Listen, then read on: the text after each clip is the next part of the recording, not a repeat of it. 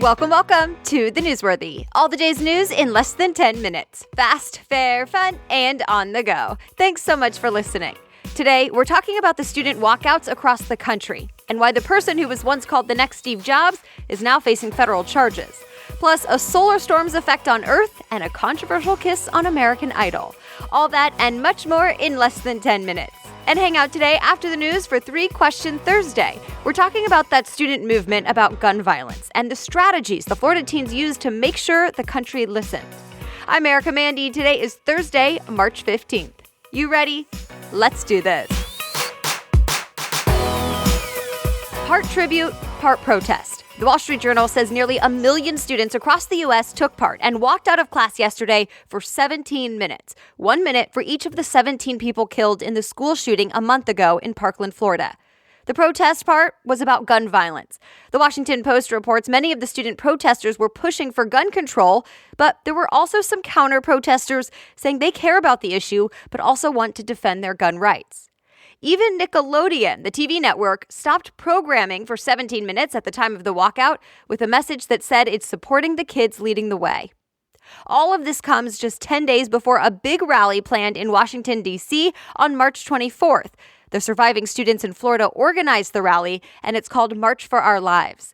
Again, we'll be talking about this very topic a bit more in today's 3 Question Thursday, right after the day's news.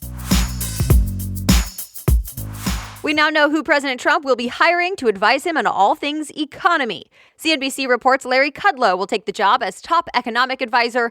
Kudlow is an economist and a senior contributor at CNBC. Remember, Gary Cohn used to have that job and resigned. Cohn was not a fan of the steel and aluminum tariffs that President Trump is putting in place this month, but neither is the new guy, Larry Kudlow. That said, the president feels Kudlow has come around and seeing the new tariffs as a way to better negotiate with other countries. It was definitely a close call, but it seems Democrat Conor Lamb won that special election in Western Pennsylvania. He'll take the seat in the U.S. House of Representatives. The New York Times calls it an extraordinary upset because the district has typically voted for Republicans, including Trump. And analysts say it could be a sign for what to expect this November when more seats in Congress are up for grabs. Stay tuned.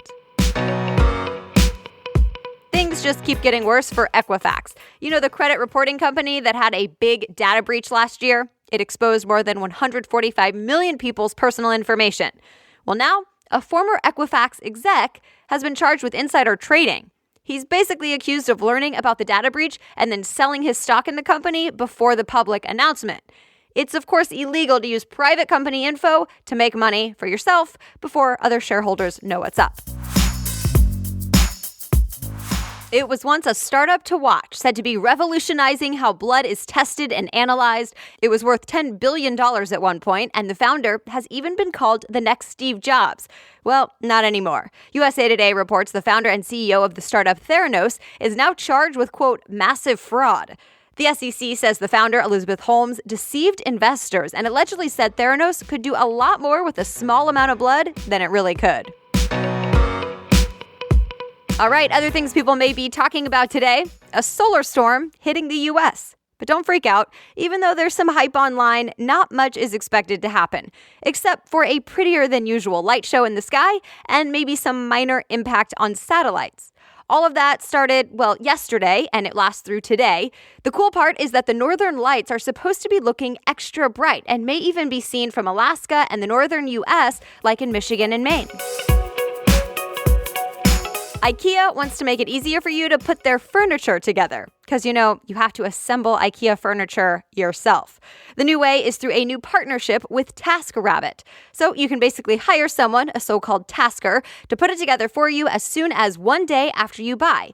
CNBC says it was already working well in the UK, then in NYC and San Francisco, but now it's coming to other major US cities this year.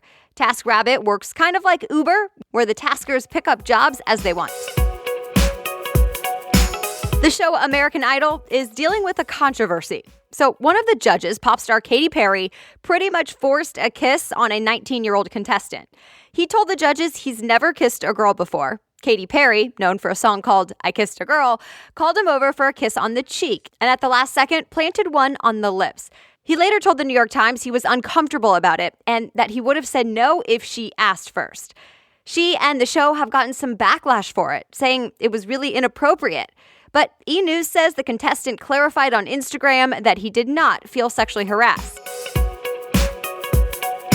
And that's it for the main news today, but it's now time for 3 Question Thursday, where we dive a little deeper into different news topics every Thursday.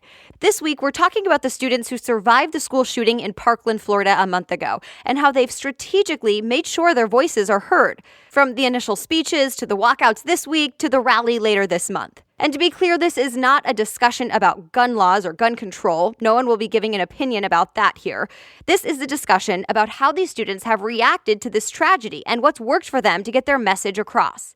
So, my guest today is Susan Harrow. She's a world-renowned media coach and author of the best-selling book, Sell Yourself Without Selling Your Soul. Her clients have been seen on Oprah, CBS, The Today Show, and more, and she has a course called True Shield: Verbal Self-Defense for Girls. And a quick note, you'll hear us talk about Emma Gonzalez. You might remember she's one of the surviving students that has really taken the lead in this movement that the students started. So here's my conversation with Susan Harrow. Hi, Susan. Thank you so much for being on the show. Oh, I'm so pleased to be here. I think it's such a great show. So we're obviously talking about the students in Parkland, Florida, who dealt with this tragedy on February 14th. I want to get into how they're reacting to it and the steps that they're taking. But first, do you have any insights on why this time seems so different and why the students are reacting this way this time? I think it's a matter of, having come full circle, that this is happening so frequently, and that the more the media covers it, the more important it becomes. It goes exponential. And I would really love to talk about directly how Emma Gonzalez impacted this movement, because I think it's so important for other people who want to create their own movements, who want to, whatever their cause is or whatever their mission is, how they can get it out there in the public and how they can bring it to the forefront of the media, whether it's come that way naturally or not, or if that's something that they want to bring attention to. What has stood out about how these students are reacting to this? Whether we agree with anything that she says or not, the way that she handled herself and the way that this movement and the other students are handling themselves is something that we can all take a lesson for. So number one, I think, is she planned out her points that very concisely. And it was really unusual because she had both super strong emotion and yet vulnerability at the same time. And sometimes that doesn't work with media. Like if we're too emotional and we can't get our points out, then it's like we're feeling it, but the audience isn't. But in this case, she was feeling it and still was so strong. So being both strong and vulnerable at the same time was really very unique. To be able to wipe away her tears, still get her points out, and stay on track, that is something that I think we can all follow. The second thing that she did is give perspective. And again, whether you agree with it or not, she said things like she had her facts and stats and all of the situation encapsulated. And what I mean by that is she talked about, the 30 million supporting Trump, the NRA supporting him at 30 million. And then she broke that down to say that that was 5,800 per person, like the worth of a person. And we all know we can't put worth on a person, and that seems actually absurd to say that one person would be worth $5,800. In case anyone didn't see that, the $30 million that she says the NRA gave to President Trump for his campaign. So that's what she was talking about, and then she broke that down. Yes. Yeah. But what she did is she took that big number of 30 million and brought it down to a super personal, a person, a student, your child, your daughter, another student.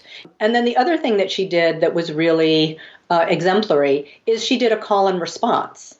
She actually talked to the audience, got their response back. This is very typical in gospel. In gospel churches. So it's like we call to you, you call back, and it creates this energetic circle. So she's not only talking to the students in the audience when she says, no BS, no BS. And that became the repetition of it, and to get the audience and to connect the audience into that circle of repetition. No BS, we don't want BS anymore. And I think what's bringing this to the forefront is listening to our children actually say this of what they want from us. And they're demanding better behavior and better rules from adults to protect them.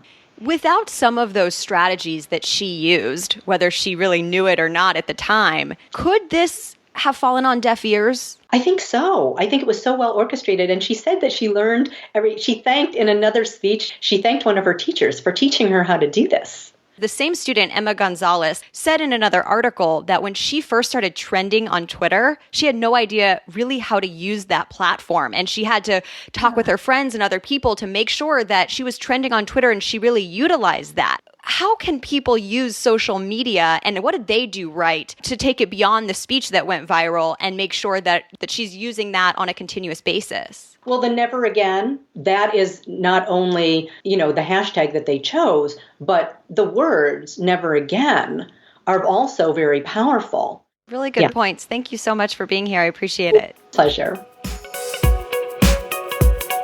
And you can learn more about Susan Harrow at prsecrets.com. You'll also find links about her and this topic in today's show notes. Just go to thenewsworthy.com. From the homepage, click episodes and find Thursday, March 15th. As always, that's also where you can read more about any of the news stories we talked about today. Thank you so much again for listening. The Newsworthy is ready for you by 4 a.m. Eastern Time every weekday. So I'll be back with more news tomorrow. Have a great day.